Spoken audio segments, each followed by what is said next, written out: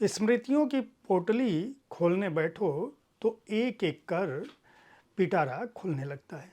उन पिटारों में आपका बचपन, अतीत की यादें, पर्वत, पहाड़, नगर, मित्र, संबंधी, दोस्त, आपके पुरखा, पूर्वज, लेखक सब कुछ मिलते हैं।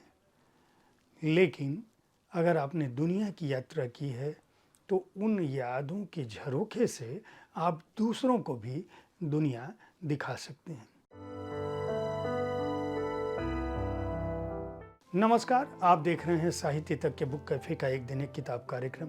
मैं हूं जयप्रकाश पांडे और आज मैं एक ऐसी ही पुस्तक के साथ उपस्थित हूं जो लेखिका के साथ आपको उनकी जीवन यात्रा, उनके संस्मरण, उनके यात्रा वृतांत के साथ ही नहीं बल्कि उन शहरों, नगरों और वहाँ की स्मृतियों के ऐसे संसार में ले जाती है कि आप भी उनके साथ खोने लगते हैं। पुस्तक का नाम है जिया जीवन ऐसा। रचनाकार हैं विजया सती। विजया सती दिल्ली विश्वविद्यालय से बीए ऑनर्स और एमए की परीक्षाओं में सर्वप्रथम आई थी हिंदी से। उसके बाद कुंवर नारायण कृत आत्मजयी और भवानी प्रसाद मिश्र की कविता पर उन्होंने शोध किया दिल्ली विश्वविद्यालय से। देश और दुनिया की कई पत्र पत्रिकाओं में लिखती रही। एल्ते विश्वविद्यालय बुदापेस्ट हंगरी में विजिटिंग प्रोफेसर थी। Hankuk University of Foreign Studies Seoul में भी वो प्रोफेसर रही। हिंदू कॉलेज दिल्ली में एसोसिएट प्रोफेसर के पद पर रही। इस यात्रा संस्मरण में उन्होंने शीर्षक तो लिखा है जिया जीवन ऐसा, लेकिन आप उनके साथ न केवल उन महान लोगों की जिंदगियों में झांकने लगते हैं बल्कि जो कुछ भी विजया सती ने देखा वह जीवंत रूप से वे संक्षिप्त छोटे छोटे अध्यायों में आपके सामने रखती हैं। जैसे इस पुस्तक में उनकी भूमिका, जीवन भीतर और बाहर, हिंदी का परचम, यादों का एक शहर बुदापेस्ट, और इन सब से पहले वो भाषा का पुल से अपनी बात शुरू करती हैं। वे बताती हैं कि इस पुस्तक की प्रेरणा उन्हें कैसे मिली, किस तरह से वो लिख रही थी, और फेसबुक पोस्ट जब लिखने लगी तो लोगों का दबाव बढ़ा कि वो कुछ लिखें, और लिखने के साथ ही इस पुस्तक ने आकार लिया। पुस्तक का जो पहला जहाँ से शुरुआत करती हैं भाषा का पुल, उसकी शुरुआत वो इस तरह से करती हैं कि अगर अपना कहा तुम आप ही समझे तो क्या समझे।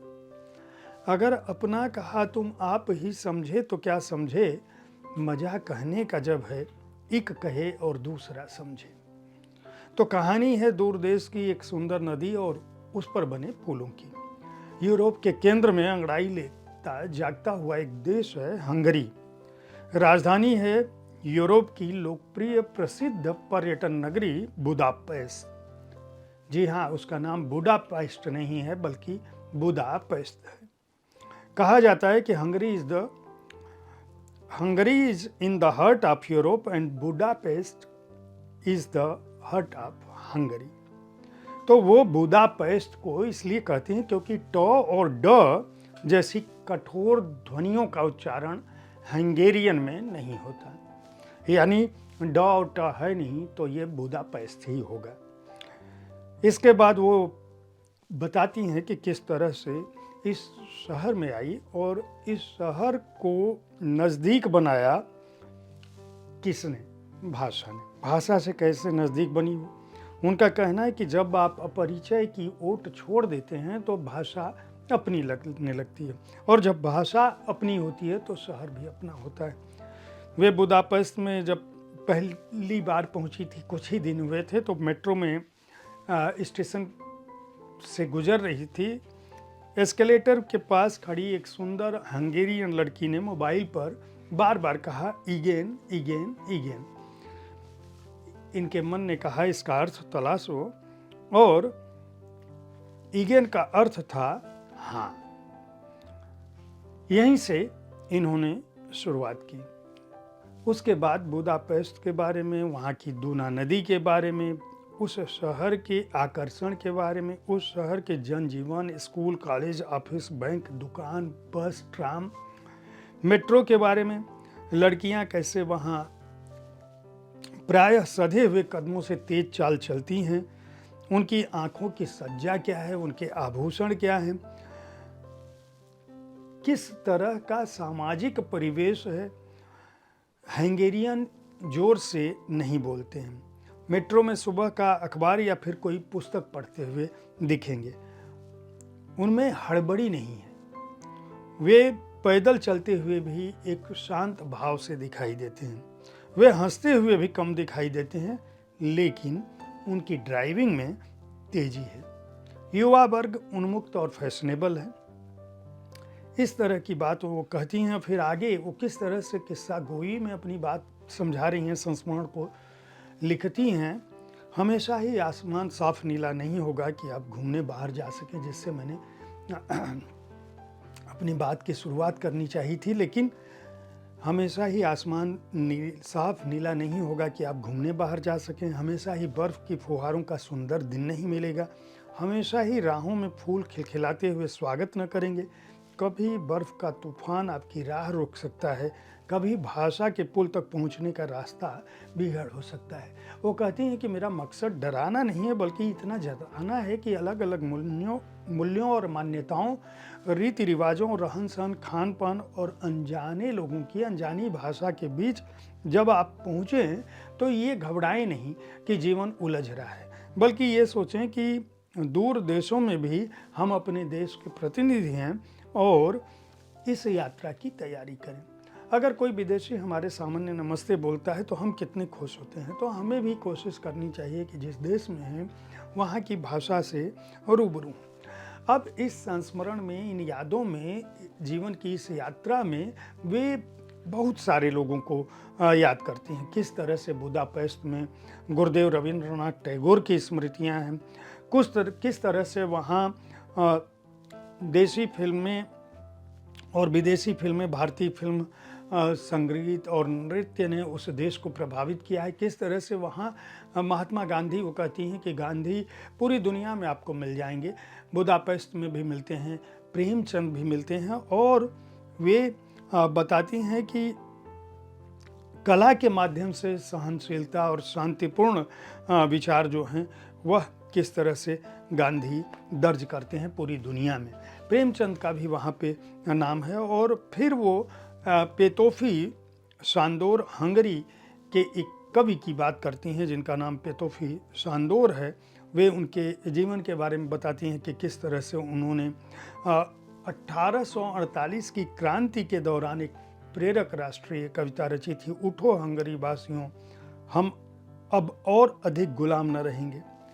वे वहाँ के राष्ट्रीय कवि हैं और वे राष्ट्रीय कवि होने के साथ ही किस तरह से प्रेम से भरे होते हैं। उनकी एक कविता की 2 पंक्तियाँ उन्होंने अनुवाद की है कि जब मैं न रहूँगा तब क्या जल्दी ही नया प्यार पाकर तुम मेरा नाम तक भुला दोगी। वे अपनी नवविवाहिता पत्नी से प्रश्न करते हैं। 1846 में पारिवारिक विरोध के बावजूद उन्होंने यूलिया से विवाह किया था, लेकिन पत्नी से प्रेम की जिस निष्ठा की उम्मीद उन्होंने की थी वह संभव नहीं हुई और पेतोफी के लापता होने पर पत्नी ने पुनर्विवाह कर लिया। 1848 में उस देश की क्रांति को दबा दिया गया, लेकिन पेतोफी उस दौरान लिख रहे थे, मैं वृक्ष बन जाना चाहता हूँ यदि तुम पुष्प बनो तो। मैं पुष्प बन जाना चाहता हूँ यदि तुम ओस बूंद बनो तो। मैं ओस बूंद बन जाना चाहता हूँ यदि तुम सूर्य किरण बनो तो। वहाँ के कवियों की, वहाँ के जनजीवन की वो बात करती हैं।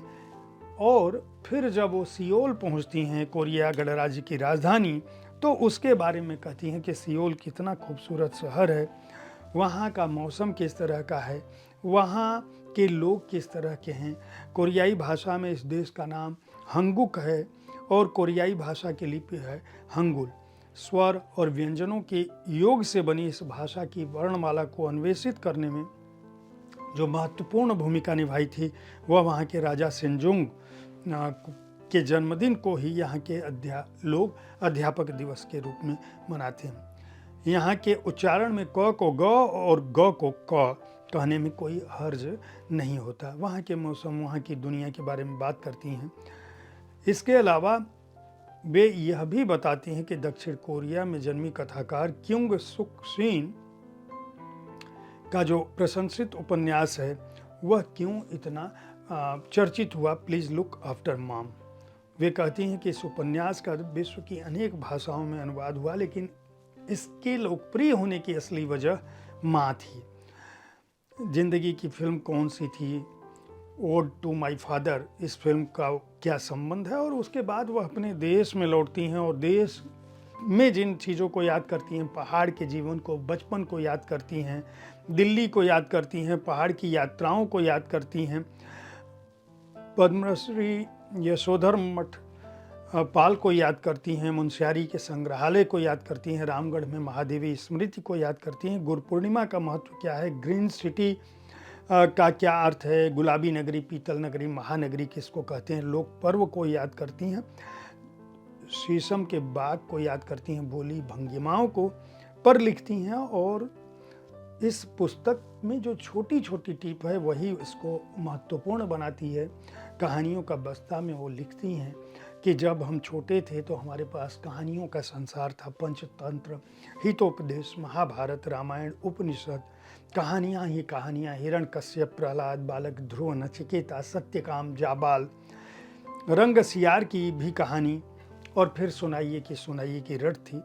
कल्याण पत्रिका का जिक्र करती हैं और उसके बाद वो यादों में जीते हुए अंकल टॉम्स केविन और हेडी नाम की किताब की उन पंक्तियों को याद करती हैं जो उनके जीवन में बहुत महत्वपूर्ण हैं। पिता के पास था कहानियों से भरा बस्ता, जिसमें से झांकते टॉम काका, बेनिस के सौदागर और पात्र पंचतंत्र की रीतता नहीं था कभी मन, ऐसी संपन्नता थी भीतर बाहर। ये कविता इन्होंने खुद लिखी है, लेकिन उन स्मृतियों को याद करते हुए जो बचपन में जिन पुस्तकों को उन्होंने पढ़ा था। विजया सती को इस अनूठी पुस्तक के लिए, जो संस्मरण और डायरी की शक्ल में आपको न केवल अपने देश के अलग अलग परिदृश्यों से अवगत कराती है, बल्कि दुनिया के दो खूबसूरत शहरों, खूबसूरत देशों के बारे में भी बताती है, और इस तरह से बताती है जैसे लगता है आप कहानियाँ सुन रहे हैं। शायद विजया सती ने बचपन में जो कहानियाँ सुनी थी वह किस्सा गोई उनके मानस पर हमेशा रह गई, जो उनके लेखन में भी झांकती है। इस पुस्तक को वेरा प्रकाशन ने प्रकाशित किया है। वेरा प्रकाशन को कम मूल्य में अच्छी पुस्तकें उपलब्ध कराने के लिए मैं बराबर शुभकामनाएं और साधुवाद देता हूं। 275 रुपये इस पुस्तक का मूल्य है। अगर आप अच्छे पाठ को पढ़ना चाहते हैं, अच्छी कथात्मक शैली में कथेतर, यात्रा और संस्मरण और डायरी को पढ़ना चाहते हैं, तो जिया जीवन ऐसा को अवश्य खरीद कर पढ़ें।